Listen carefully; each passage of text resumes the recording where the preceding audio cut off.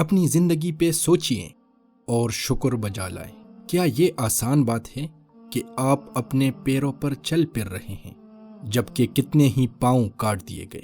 آپ پنڈلی کے بل کڑے ہو جاتے ہیں جبکہ کتنی ہی پنڈلیاں ٹوٹی ہوئی ہیں۔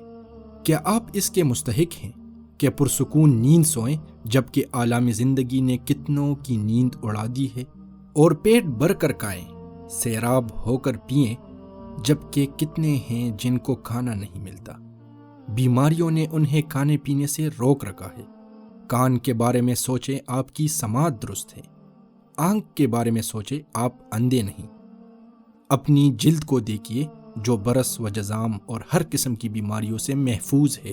اپنی عقل کے بارے میں سوچیے کہ آپ عقل والے ہیں۔ آپ پر جنون یا دیوانگی طاری نہیں۔ کیا آپ احد پہاڑ جتنا سونا لے کر اپنی آنکھ دے دیں گے؟ کیا آپ کروڑوں روپے لے کر اپنی سماعت دے دیں گے؟ کیا آپ گونگا ہونا پسند کر لیں گے؟ کیا آپ اربوں روپے کے جائیدادیں لے کر اپنے ہاتھوں کا سودا کر لیں گے؟ کتنی نعمتیں ہیں جو آپ کو ملی ہوئی ہیں، کتنے انعامات ہیں جن سے آپ لطف اندوز ہو رہے ہیں، لیکن آپ کو اس کا ادراک نہیں۔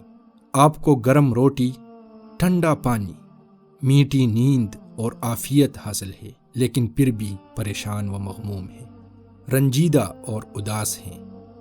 جو مفقود ہے اس کے بارے میں سوچتے ہیں، جو موجود ہے اس کا شکریہ ادا نہیں کرتے۔